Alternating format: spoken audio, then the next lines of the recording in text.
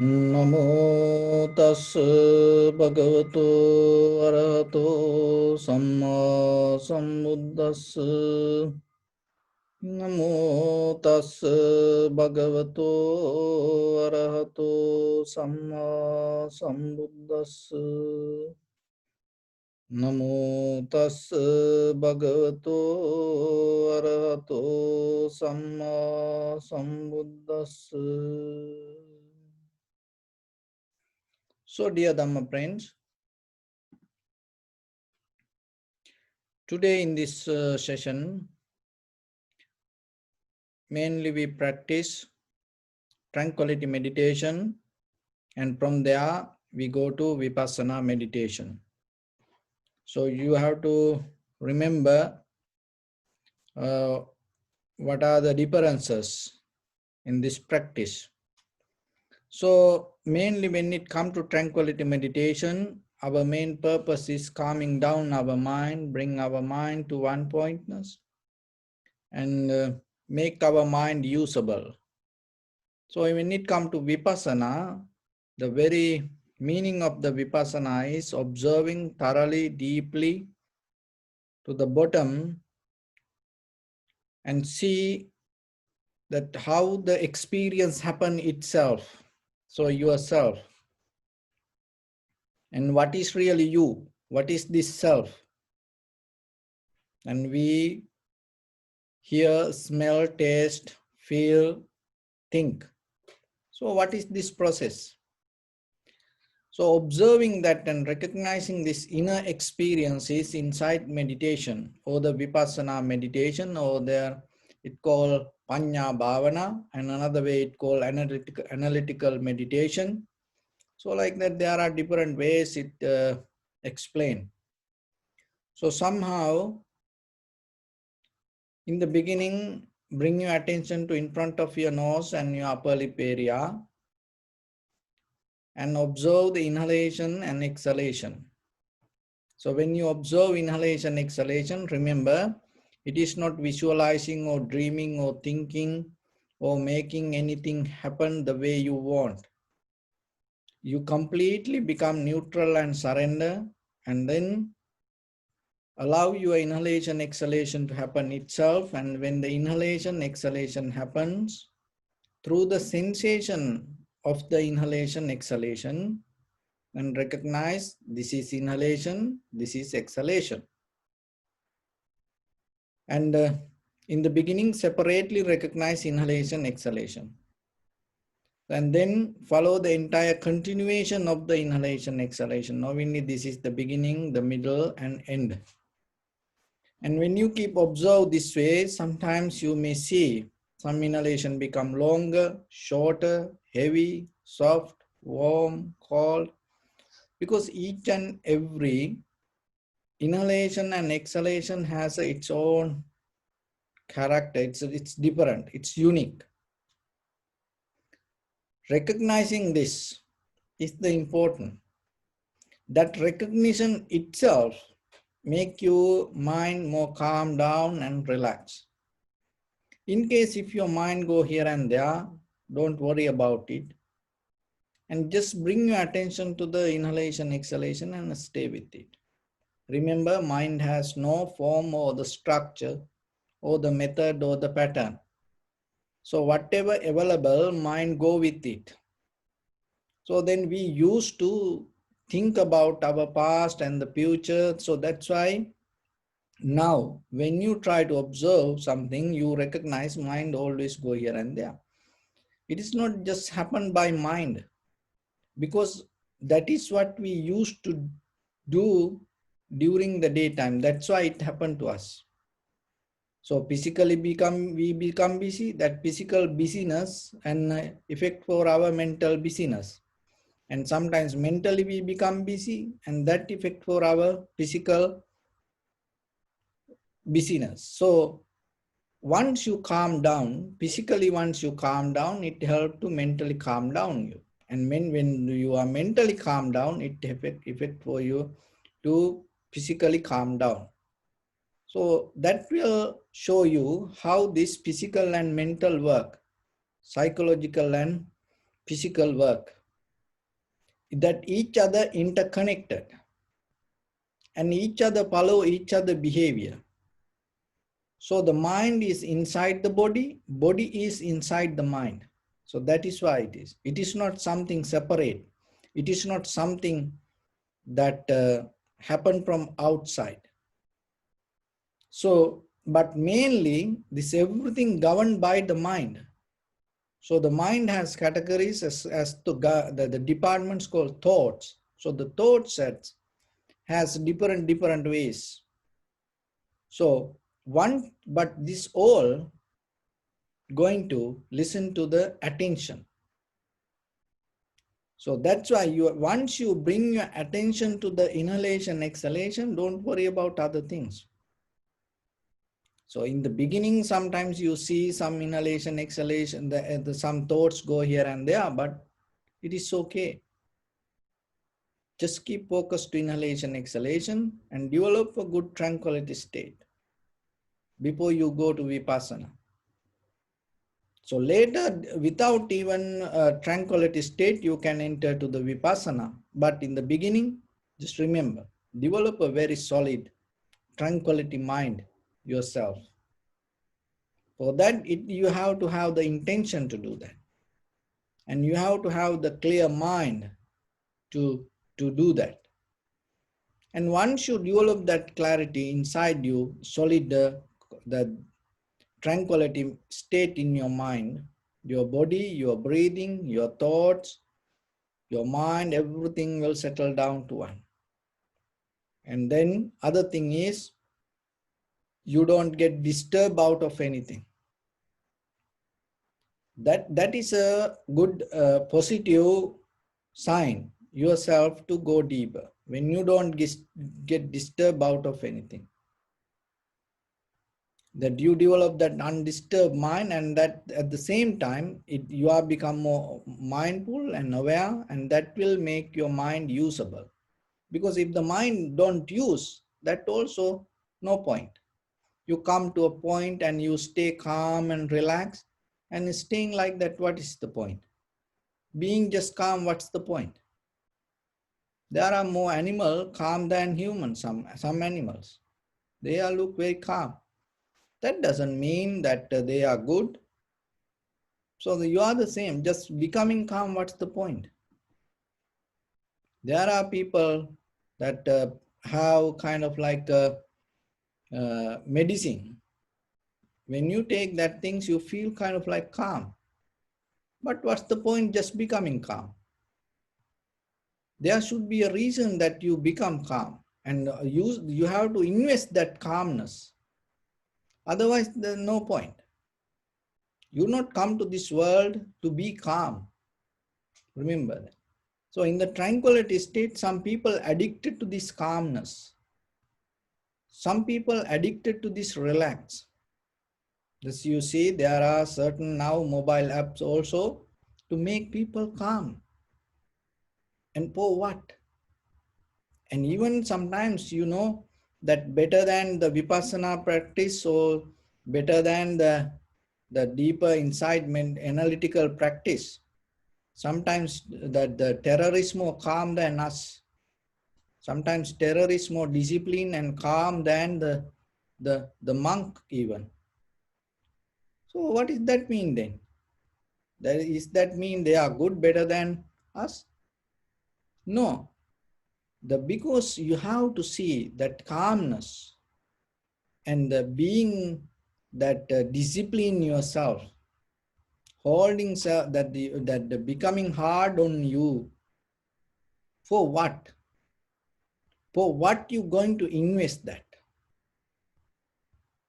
That is where you have to point out. So that's why when you come to tranquility state, remember in that tranquility state, start to go towards the vipassana and invest that calmness to the vipassana. So then the tranquility meditation is kind of like a make your mind usable.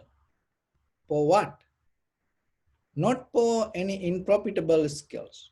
To make it more profitable, cultivate the mind, expand the mind to be purified, uplift to its own purity.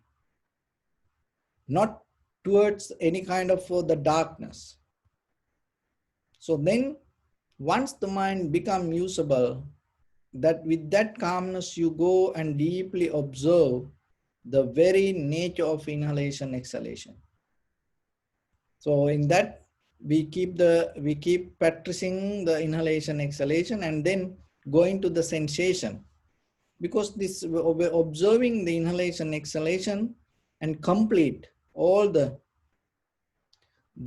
qualities related to the four foundations, Satara Satipatthana. So there are four ways that you can develop the mind to vipassana: contemplating the body, contemplating the feelings, contemplating the mind, and contemplating the Dhamma or the nature. So when you observe the inhalation exhalation, it's kind of like a package. All that four qualities that you can see or the inside or when you observe the inhalation exhalation. So when you recognize the sensation of the inhalation exhalation, in that recognition, you recognize the body, and you recognize the feelings, and you recognize the mind, and you recognize the Dhamma or the nature. We can practice separately also. We have done in previous sessions, but today we stay with the inhalation exhalation. And while you are staying in the inhalation exhalation, remember, everything should make sense in conventionally in the beginning. In the practice point of view, we use the name called vipassana. So in conventionally, you have to understand this, because in conventional foundation or the conventional clarity is important. You need to go to a eternal or the spiritual development. Without this conventional clarity or without in this conventional way of understanding, you cannot go to eternal. So that's why it is very important in the beginning. You have to recognize the process and you have to know what this is and how you can do this. And then from there, you learning and then you go to the practice. Once you learn, when you go to practice, you're not going to do according to the exactly as it is sometimes. You go with your own experience. So that is where you become more powerful and you become more independent, you become more clear, and you become more strong. So you become more matured. Remember another thing in this meditation practice, one is the cultivating, and another thing is you become matured with your own mental practice. It is not by becoming matured by like reading a book or listening a lecture, not like that. You become matured, practicing yourself and observing and recognizing and go with your own mind, you become matured with that. It is completely different experience. It's a completely different subject. So you can gain it only through the meditation. So when it comes to that, we observe the inhalation, exhalation in tranquility state and how we're going to practice in vipassana level.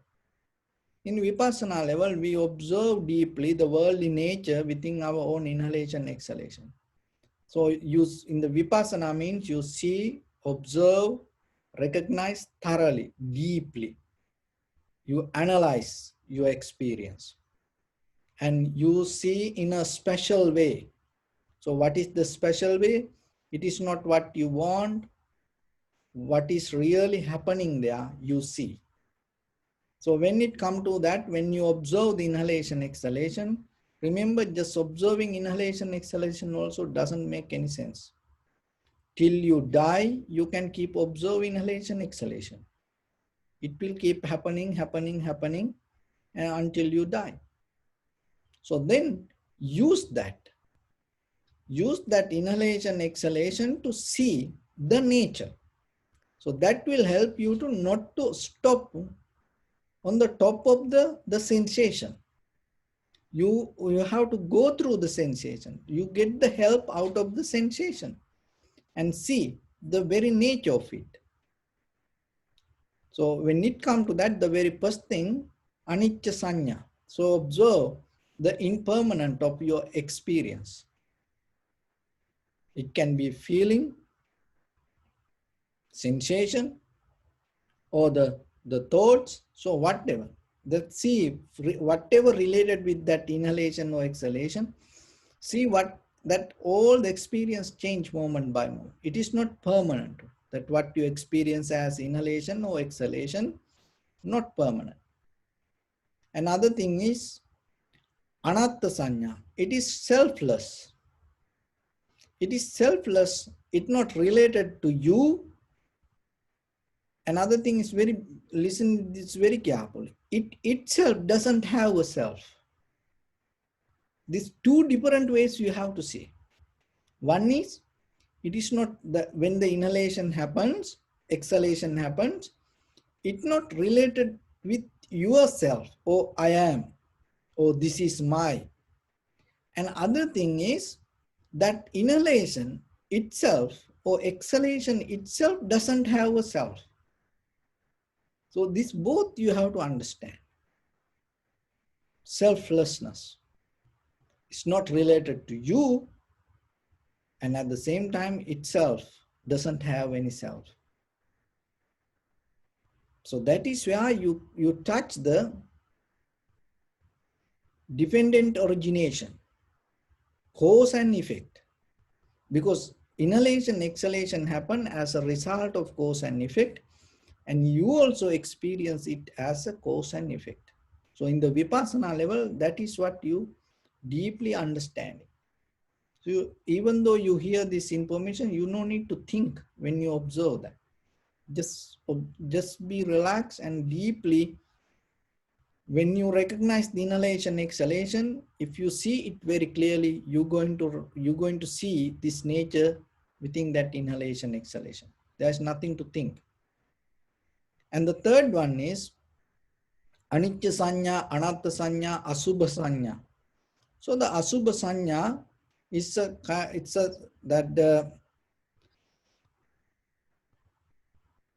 in the deeper level, that what you experience when you feel inhale, exhale, you feel good, relaxed, comfortable. But in the surface level, even though you feel it kind of like good, deeply, it doesn't have that kind of real nature. It's completely sometimes opposite. So inhalation, exhalation giving you life, and at the same time, it has power to decide your death also. So like that, everything, whatever we experience, in the moment maybe we feel comfortable, but there is nothing in this universe from your birth to your death, or even you go eons by eons. Anywhere in this universe, there is nothing permanently going to give you total satisfaction. See, from birth to death in your life or in this universe, there is nothing permanently going to give you total satisfaction. For the moment you see it, oh, it is good, but it's not going to be like that. So like that, you have to, that in the Vipassana level, you don't personalize the experience, but you expand your mental capacity. That is why that's why it called you become matured. Observing and experiencing, you become matured with the Dhamma or the nature. And that will help you to understand the very nature within ourselves. And once you see this change all the time happening, and naturally you get out of it, you get out of the desire or the becoming nature, grasping, holding nature. And that will slowly release the resistance or the anger. Nothing to go against and nothing will come against. See how you become neutral, and that will release all the strength and the power and the energy that we hold to exist. And once you release that, you feel so light. It's kind of like you complete the mission. You feel so comfortable.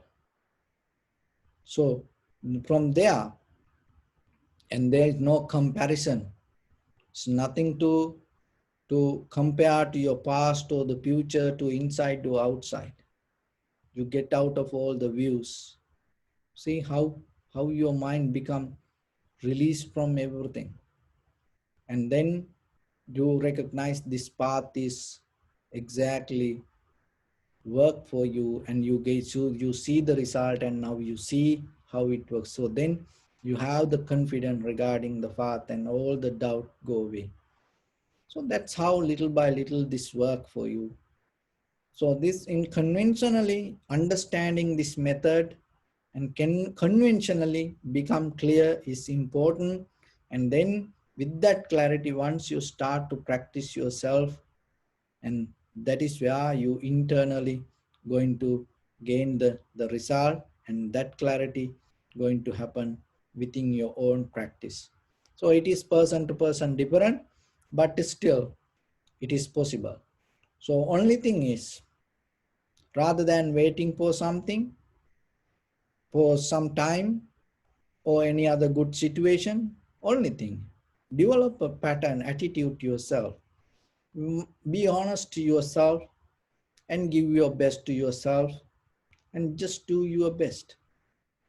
And that is where you slowly, little by little, gain the result. So let's practice little bit. And your right palm on your left, and neck head straight in one line, and be comfortable with your posture. Bring your attention to your body. Scan head to toes 3 times and say Sopatveva, or may I be well and happy, 3 times.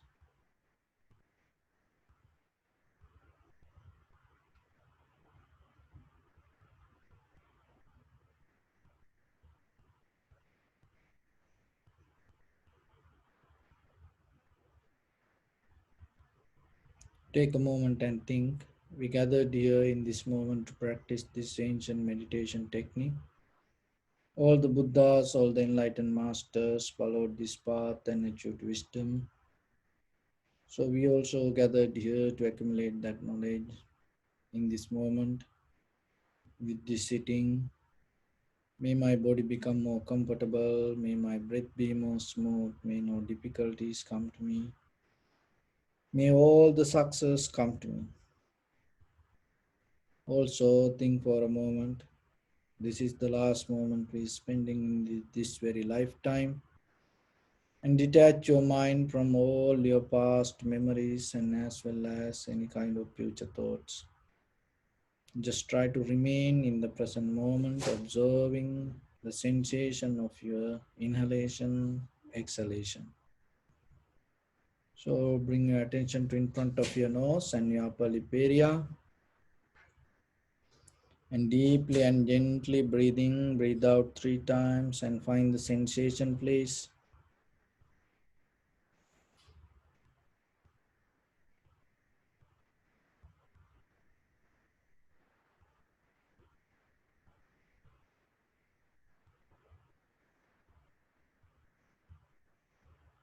And allow your inhalation, exhalation to happen itself.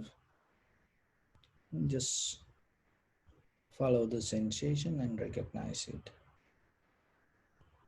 Inhalation as inhalation, exhalation as exhalation.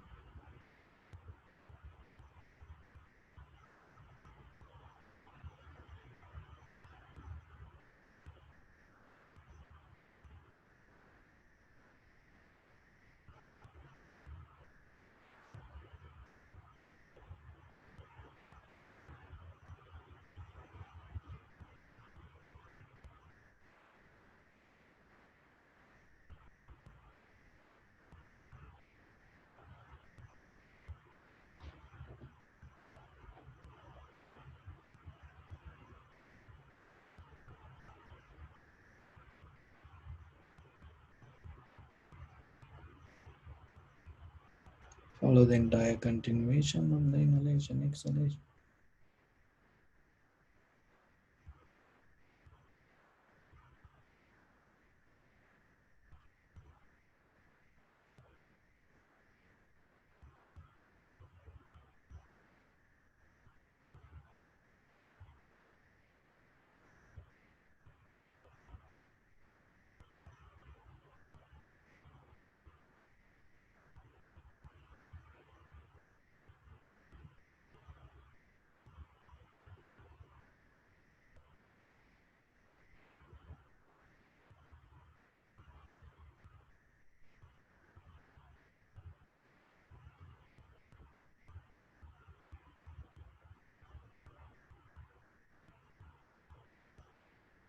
You may see some inhalation, exhalation become longer, shorter, heavy, soft, warm, cold.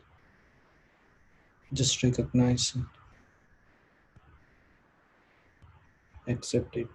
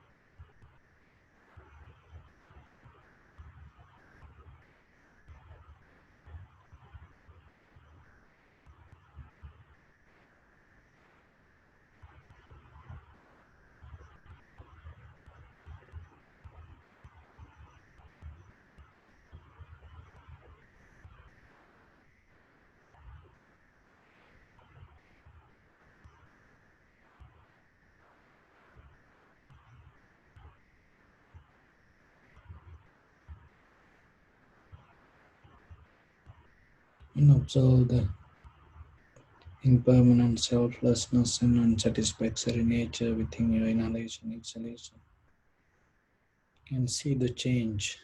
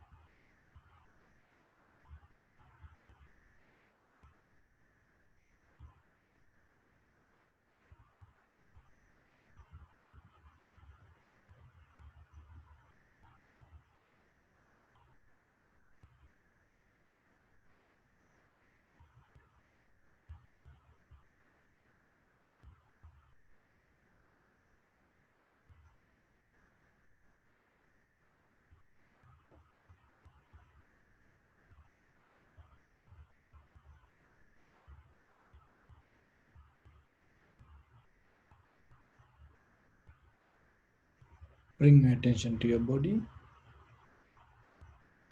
Observe your posture.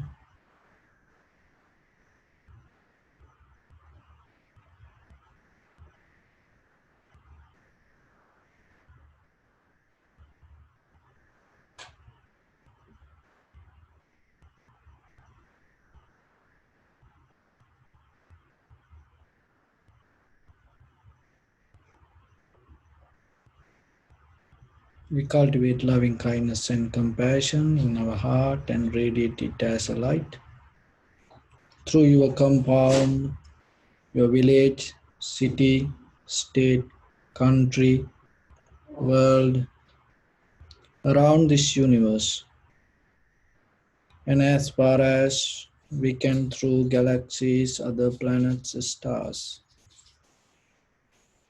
reminding yourself like this mentally. Repeat after me with clear intention. May all living beings in this universe be well and happy.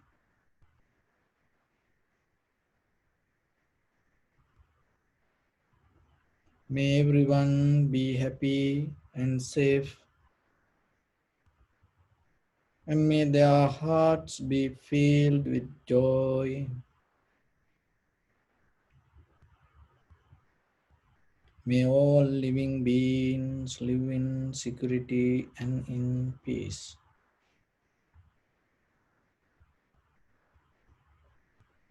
Beings who are frail or strong, tall or short, big or small, visible or not visible, near or far away, already born or yet to be born. May all of them dwell in perfect tranquility.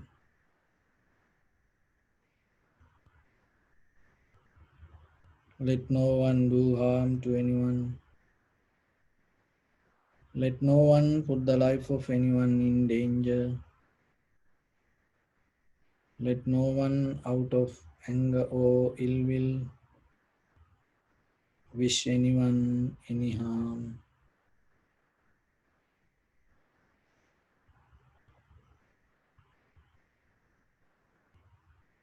Expand the loving kindness and compassion beginning from your heart.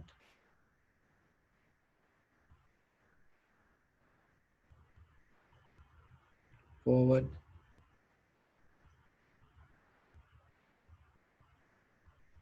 Visualize yourself and send it as a light as far as you can.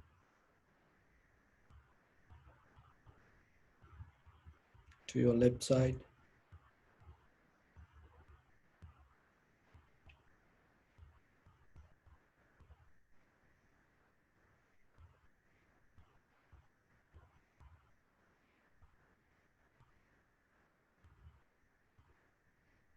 To your left side.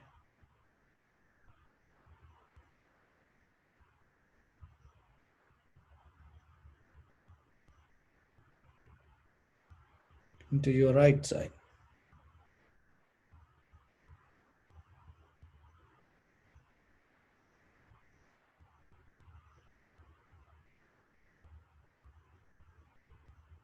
And to your back side.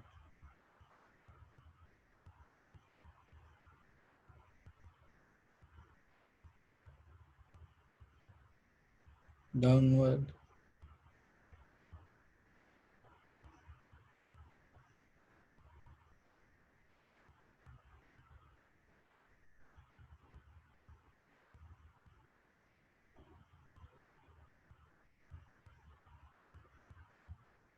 And upward.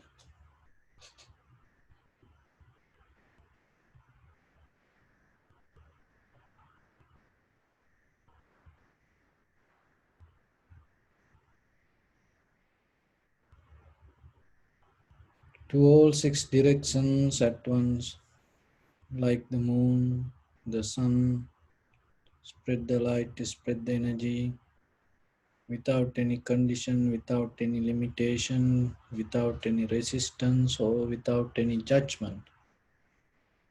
Let your heart to shine with the loving kindness and compassion from the bottom of it, with the maximum effort to the highest. Wishing yourself, may all living beings in this universe be well and happy.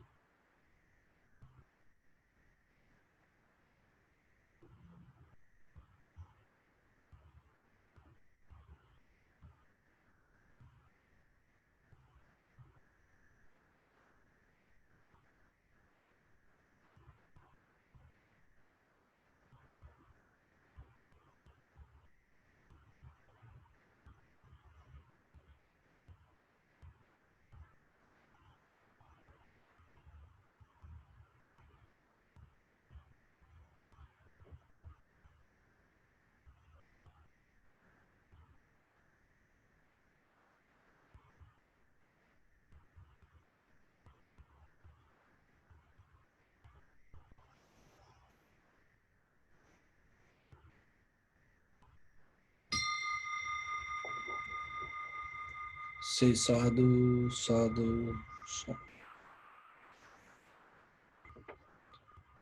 So, dear Dhamma friends, when it comes to this meditation practice that we know, this Vipassana meditation is something special, and also when we look at the world, mostly even though people practice meditation, but mostly they don't practice Vipassana meditation.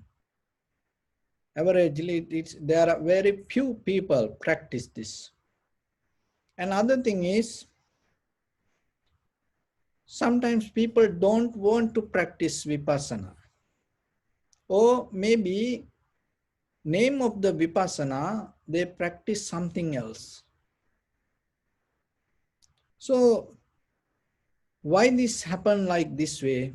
And what is the difference with the Vipassana and what it does mostly to our mind? So when it comes to the very nature of our mind, and as we know that we always depending from the perceptions, and through our eye, ear, nose, tongue, body, and the mind. So whatever we perceive, and then we dealing with that, and it become our life. So this everything happen with the self-centered mind. So when it comes to that self-centered mind, we have certain experience ourselves, and then we become more comfortable with our own experience. That is what becomes self-view. So once you have the self-view, you become more comfortable to use that self-view to analyze the perception of your outside world. And so that analytical method always happening with the self-centered mind. But the thing is, you don't want to question yourself, because the very nature of the self-centered mind, it makes you more comfortable when you analyze. So then you don't want to question, because you always think that you right. That's why it becomes the self-view. Because if something you take as wrong, it's not going to become your self-view. So whatever the perception perceived by the perceiver, and become more comfortable with that, and then hold it as right.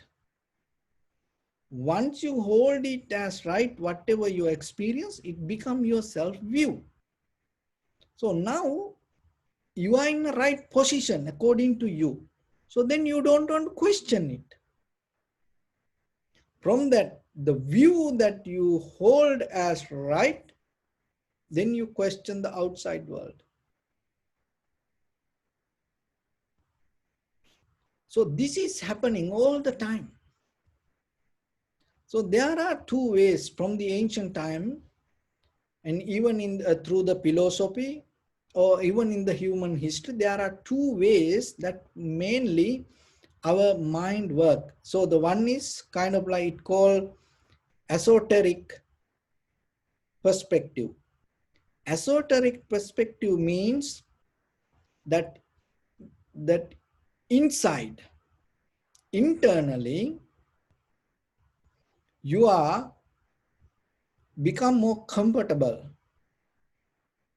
and then in that inside you set up yourself, and then you don't allow this any outside things to involving in that inside, and you always become more comfortable with your inner experience. Esoteric perspective. Another one is exoteric perspective. This is always regarding the outside. Exoteric perspective. So when it comes to that, you always analyze the outside, but you are not keep your inside to involving with that outside. So one is you have the inside, and it is very limited, and you keep it and secure it yourself. And other one is the outside, and you separate you, and but you analyze, or maybe you criticize, you debate with the outside. So those are two methods that naturally and knowingly or unknowingly it's happening with us. Why? Because from the ancient time we school ourselves and we educate ourselves through our culture, tradition, religions. It inject to us. So now we have these two methods. So one is esoteric perspective, and other one is exoteric perspective. So the esoteric is the inside, internal perspective, and the exoteric is the outside. So let's go to some examples to clarify this.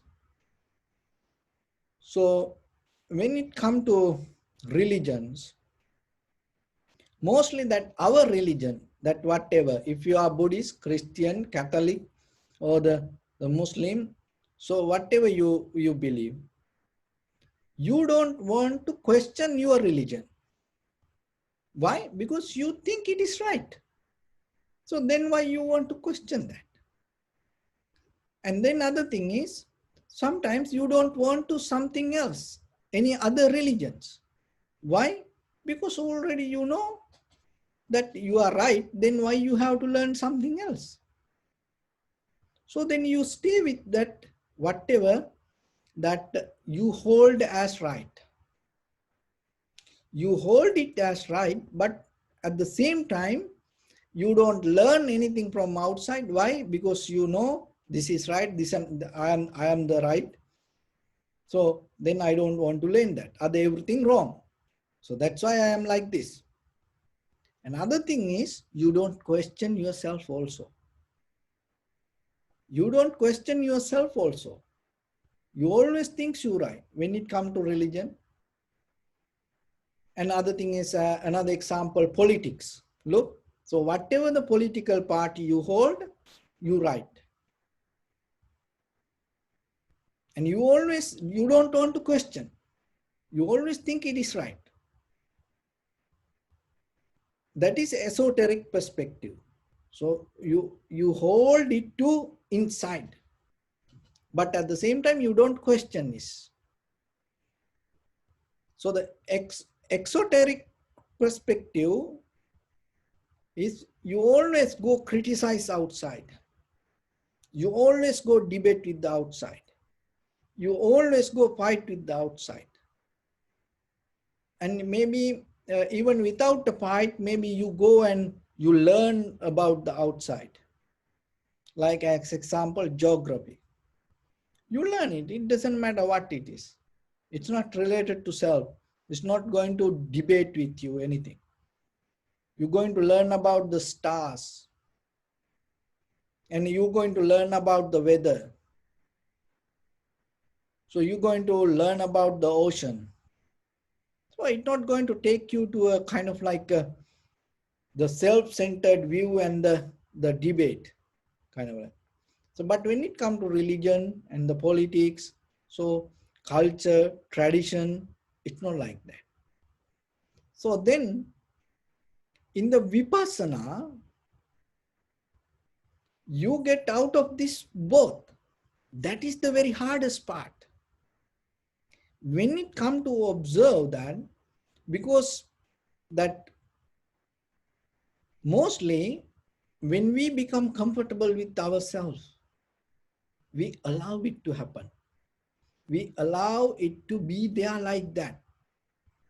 But in the very nature of the Vipassana, see that deeply, thoroughly you observe your inner feelings. Most of people don't want to do that. That is why most people don't practice Vipassana. Because they don't want to question it. Or they don't want to see it. They don't want to analyze their own feelings or sensation, formations, or their own consciousness. And sometimes they become more comfortable and looking outside and analyzing and criticizing, debating with the outside. But when it comes to Vipassana, you develop this both nature. And you recognizing, you analyzing, you see the inside, and at the same time, you able to see the outside also.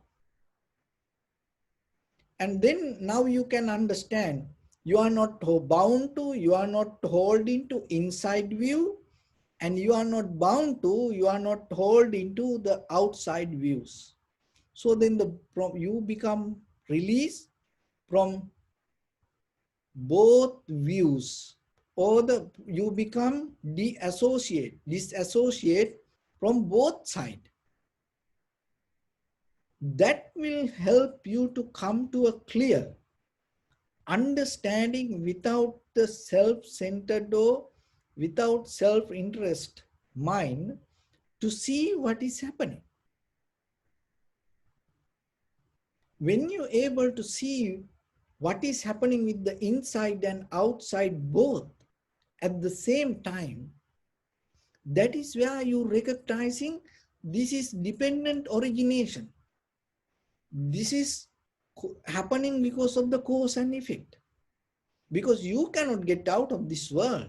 We are kind of like the fish in the tank. See how you can separate your eye, ear, nose, tongue, body, mind from these outside perceptions. You cannot.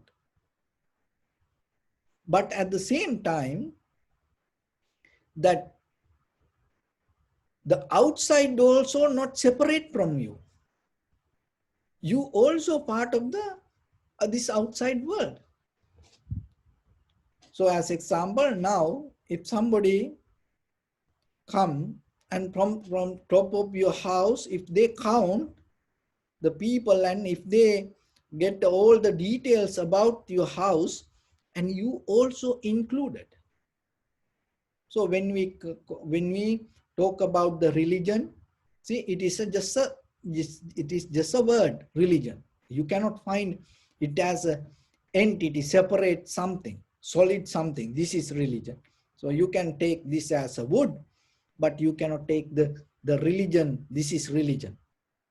You cannot take the nation separately, oh, this is nation. It is not a separate entity. But then it is bigger than your religion, your culture, your tradition, and your believing system. Your nation is bigger than this wood. See, even that wood you can touch and feel and you can see, but your nation you cannot see. Your culture, your tradition, you cannot see. It's as a separate entity. So as example, if somebody asks, give all the details about this bell, then you can be very limited to this. And then according to the time, space, matter, you can give certain details regarding this, and maybe it will take many years, but still there is a possibility you can get into complete information regarding this. But how about when it comes to nation? What you going to talk about the nation? And how you going to define the nation or the religion or the culture? So it is so big. It is so huge. But still it doesn't have any separate entity. But still, why it is so huge? Because you are the part of it. You are the one who representing nation, the culture, tradition, religion, that everything. But the thing is, we don't see it ourselves. So when it comes to vipassana, you're not bound to like that. You don't bound to any kind of self views or any kind of social entity, and you become free from that all the views and start to observe that in the bottom line, in the pure level, what is happening. That is very difficult. Look, even sometimes that when people come to power, the very first thing they do, they change the judge, even from the Supreme Court, whatever that, they take they take the judges out, they put them whatever they like. And then what will happen? So everything happen, even the media, that's everything. The very first thing they do, they take out the chairman and put a new chairman. So then what is happening, that everything you guide according to that what you think it is right. But when it comes to vipassana, you get out of this both views and you disconnecting from the both views and start to observe naturally how things come to be as they are without self-centered association. Once the self-centered association happens, it becomes esoteric perspective. That means that you hold it. Yeah, others cannot come. Only you can do that. It's like certain temples, certain places. Only there are places only members can go. Others cannot go. There are certain places in temples in our countries that you can go to certain level, and after that you cannot go. They have, don't cross the line, stay away from this point. But there are certain people, authorized people can go. So like that, once you become self-interest, self-associate what is happening, so whatever the feelings related with your past or the self-centered, only they govern your decisions. That it come as a self-view. Only your own decisions govern your own views. And it doesn't matter then whatever happened, and then somehow end of the day, you go for whatever you like. You don't care anything. Why? Because you see only that part. You don't see anything else. You don't want anything else. And other thing is, and sometimes you don't that much into the inside, and you mostly to the outside world.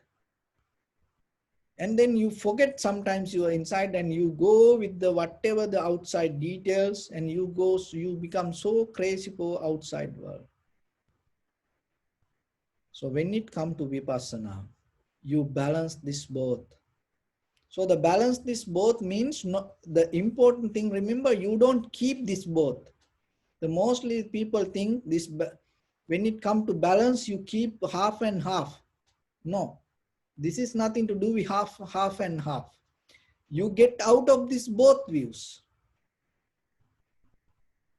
And that is where you can see the completely, the clearly in a separate view. The mostly that I was studying about this, and mostly that it kind of like a middle path, but there is no such a thing called this as a middle path, because it is in the history it explained in different ways. But when I study some article regarding this viewpoint, that esoteric and the exoteric viewpoint, and when you get out of this both, you see how the inside work with your form, feeling, sensation, formations, and the consciousness, and you are not self-interested, or you are not self-associate with that, but still you see it. And at the same time, in the outside world, with the heat, motion, liquidity, and hardness, how the forms arise, and how the name and the form interconnected, and without self-interest or the self-association, or without any resistance with the self-centered ideas, you observe that also. And then you balance the both views. So the balance the both view doesn't mean you mix this both half and half, but you get out of this both views. And that is the kind of like the point that you can get into vipassana. Just imagine, just try to understand yourself conventionally, even practice point of view yourself. Just think a little bit. How about if you let go that all the self interest, or the self centered views, if you get out of that all, and if you able to observe something without self association, what will happen to you? Just imagine 100%, nothing to do with the self. You just see. That's where you're going to see the truth. Inside, outside, both.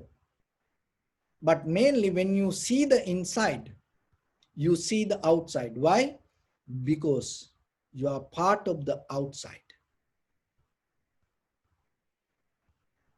But mainly when we see with the self-centered mind, we don't see like that. We see we are separate, outside separate. Dualistic mind. We always create separate dualistic mind. Subject and object, subject and object. But even in the deeper, that's why in the Vipassana level, when you observe the feeling, sensation, formations, consciousness, once you take out the soul, there is nothing. So that then you means your feelings.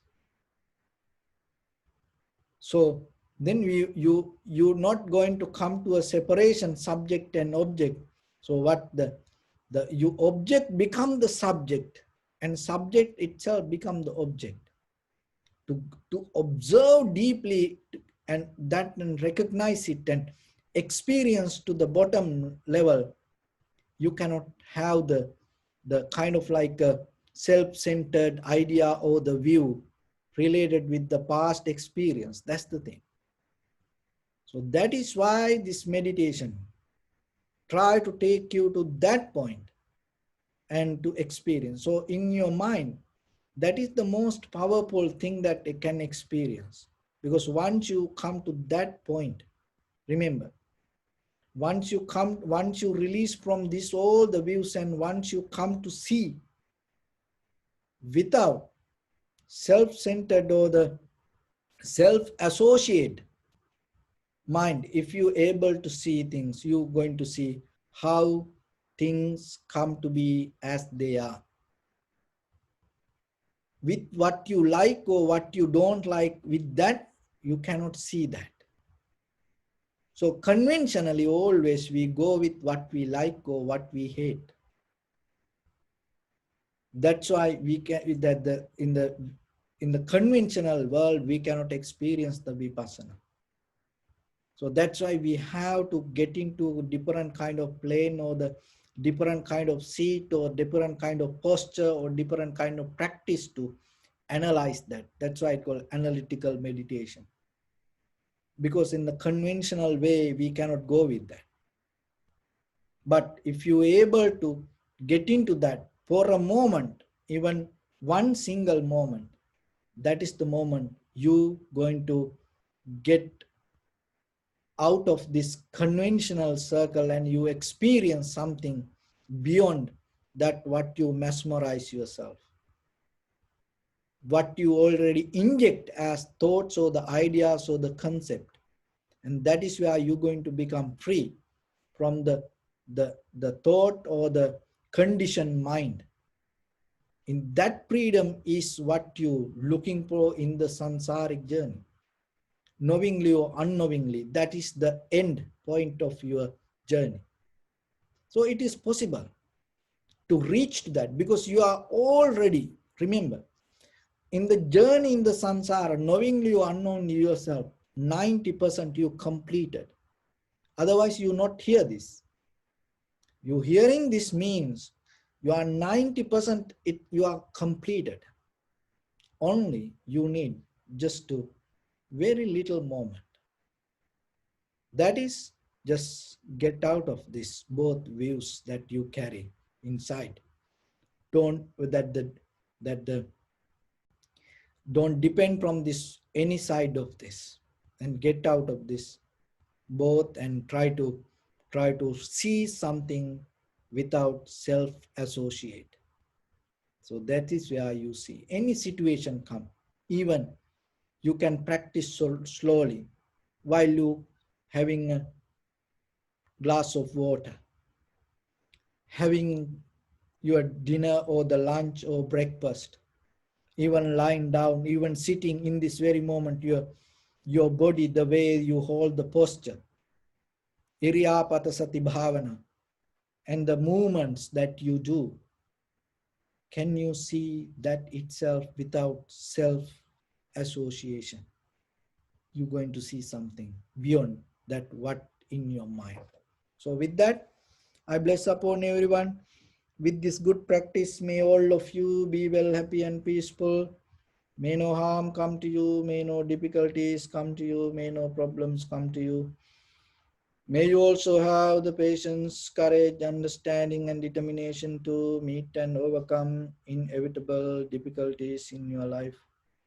During this time period, may everyone stay healthy and safe.